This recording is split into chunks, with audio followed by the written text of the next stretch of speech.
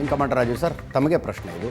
ಸಮೃದ್ಧ, ಶಾಂತ, ಶ್ರೀಮಂತ ಪಾಕಿಸ್ತಾನ ಭಾರತಕ್ಕೆ ಒಳ್ಳೆಯದಾ, ಅಥವಾ ಅಂತಃಕಲದಲ್ಲಿ ಒಡೆದು ಹೋಗಿ ತಮ್ಮಲ್ಲಿ ತಾವೇ ಬಡದಾಡ್ಕೊಳ್ತಾ ಇರುವ ಪಾಕಿಸ್ತಾನ ಭಾರತದ ಪಾಲಿಗೆ ತುಂಬ ಒಳ್ಳೆಯದಾ? ಯಾಕಂದರೆ ಪಾಕಿಸ್ತಾನವನ್ನು ತುಂಡು ಮಾಡೋದಕ್ಕೆ ಅಸ್ತ್ರಗಳು ಭಾರತದ ಹತ್ರ ಸುಮಾರಿದ್ದಾವೆ. ಅವರೇ ಸಪರೇಟಿಸ್ಟ್ ಮೂಮೆಂಟ್ಗಳು ಪಾಕಿಸ್ತಾನ ತುಂಬ ನಡೀತಾ ಇದ್ದಾವೆ. ಪಾಕಿಸ್ತಾನ ಎಷ್ಟು ಚೂರಾಗುತ್ತೋ ಅಷ್ಟು ನಮಗೆ ಒಳ್ಳೆಯದು.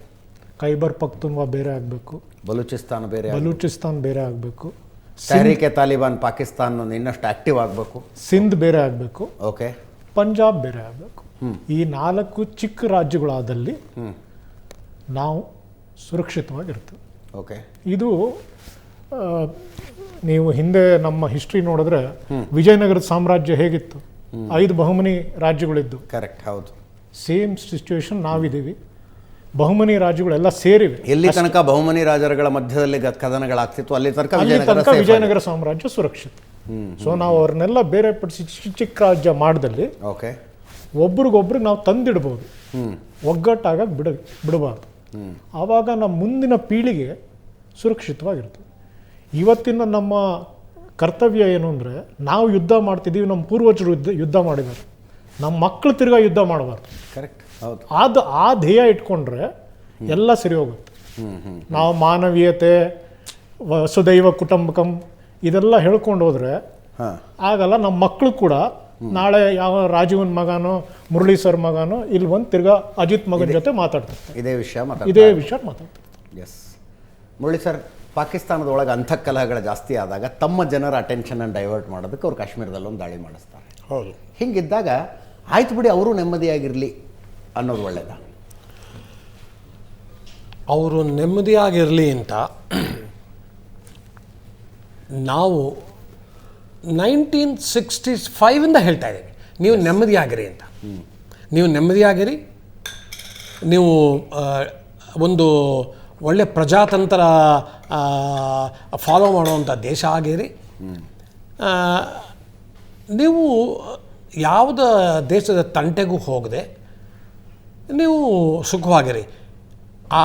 ಇದರಿಂದ ಭಯೋತ್ಪಾದಕರ ತೊಂದರೆ ಶುರು ಆಗಿದ್ದು ನಮಗೆ 1989 ಆ್ಯಕ್ಚುಲಿ. ಅಲ್ಲಿ ತನಕ ಇತ್ತು, ಚಿಕ್ಕ 84-85 ಶುರು ಆಗಿತ್ತು, ಬಟ್ ಈ ಪ್ರಮಾಣದಲ್ಲಿ ಇರಲಿಲ್ಲ ಆ್ಯಕ್ಚುಲಿ.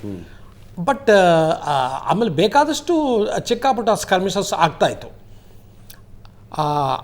ನಾವು ಅವ್ರಿಗೆ ಈ ಮಾತನ್ನು ಒಂದು ಸಾವಿರಾರು ಸರಿ ಹೇಳಿದ್ದೀವಿ. ನೀವು ಇದನ್ನು be a good democracy, conduct elections, elected representatives should rule well, ನೀವು be friendly with your neighbours. ಆಗಿಲ್ಲ, ಇಟ್ ಹಸ್ ನಾಟ್ ಹ್ಯಾಪನ್. ಇದೇನು with each passing day it has become worse. Yes, ಆ ಈಚ್ ಪಾಸಿಂಗ್ ಡೇ ವರ್ಸ್ ಆಗೋಕ್ಕೆ ಒಂದು reason ಇದೆ ಅಜಿತ್. ನಾವು ಏನು ನಮ್ಮ ದೇಶದಲ್ಲಿ ಕೂತ್ಕೊಂಡು ಒಂದು ವಾಯ್ಸ್ ನಾವು ಯಾವತ್ತೂ ಮಾತಾಡಿಲ್ಲ. There are multiple voices in our own country. So ಅದನ್ನು ಅವರು ವೆರಿ ಸೂನ್ ದೇ ರಿಯಲೈಸ್ಡ್, ಇವರೇನು ಇವನೊಬ್ಬ ಹೇಳ್ತಾನೆ, ಇವನೊಬ್ಬ ಹೇಳ್ತಾನೆ, ಇನ್ನೊಂದು ಯಾರೋ ಸೌತ್ ಇಂಡಿಯಾಲ್ಲಿ ಕೂತ್ಕೊಂಡು ನಮ್ಮನ್ನು ಪ್ರೈಸ್ ಮಾಡ್ತಾನೆ. ಸೊ ಅವ್ರೇನು ಮಾಡ್ತಿದ್ದಾರೆ, they have taken advantage and they are exploiting. ಆಮೇಲೆ ನಮ್ಮ JNK ಹಿಸ್ಟ್ರಿ ನೋಡಿದ್ರೆ ಕೆಲವು ಬಹಳ ದೊಡ್ಡ ಹೆಸರುಗಳು, ಗುಪ್ಕರ್ ಗ್ಯಾಂಗ್ನವರು ಪಾಕಿಸ್ತಾನದ ಮುಕ್ತ ಕಂಠದಲ್ಲಿ ಅವ್ರನ್ನ ಹೊಗಳ್ತಾ ಇದ್ರು ಇಷ್ಟು ದಿವಸ. ಹೌದು. ಸೊ ಇಂಥದ್ದೇನಾರು ಆದ ತಕ್ಷಣ ಬಂದ್ಬಿಡ್ತಿದ್ರು, ಗಲಾಟೆ ಮಾಡ್ಕೋಬೇಡಿ ಮಾತುಕತೆ ಮಾಡಿ. ಆಮೇಲೆ ಇವಳು ಆಮೇಲೆ ಮಾಡಿದ್ಲು.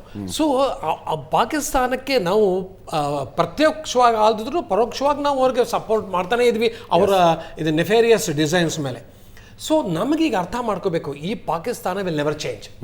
They will never change. ಹೊಡೆಯೋದೊಂದೇ. ಅದೇ ಪ್ರಾಕ್ಸಿ ಅವ್ರಿಗೆ ಬೇರೆ ಯಾವುದು.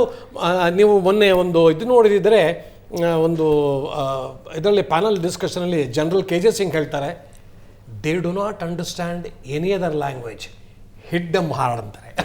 ಗಿರೀಶ್ಲಿಂಗಣ್ಣ ಸರ್, ಲಾಸ್ಟ್ ಕಮೆಂಟ್ ತಮ್ಮಿಂದ. ಯಾವ ಪಾಕಿಸ್ತಾನ ಭಾರತದ ಪಾಲಿಗೆ ಸುರಕ್ಷಿತ? ಪಾಕಿಸ್ತಾನ ಅವ್ರು ಯಾವಾಗಲೂ ಚೇಂಜ್ ಆಗೋದೇ ಇಲ್ಲ, ಅವ್ರು ಹೀಗೆ ಇರ್ತಾರೆ.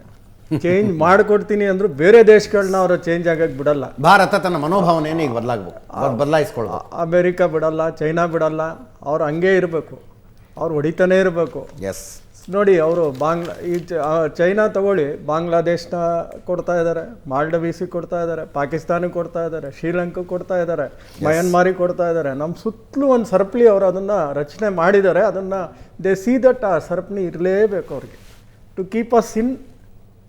ಸೊ ಪಾಕಿಸ್ತಾನ ಆಡಿದ ಡರ್ಟಿ ಗೇಮನ್ನು ಭಾರತ ಕೂಡ ಆಡಬೇಕಾಗತ್ತೆ. ಥ್ಯಾಂಕ್ ಯು ಸೋ ಮಚ್ ಮೂರು ಜನರಿಗೂ. Prashant will continue with me for the next debate. ಇದರೊಂದಿಗೆ ಇವತ್ತಿನ ಈ ವಿಶೇಷ ಕಾರ್ಯಕ್ರಮ ಮುಗಿಸ್ತಾ ಇದ್ದೀನಿ.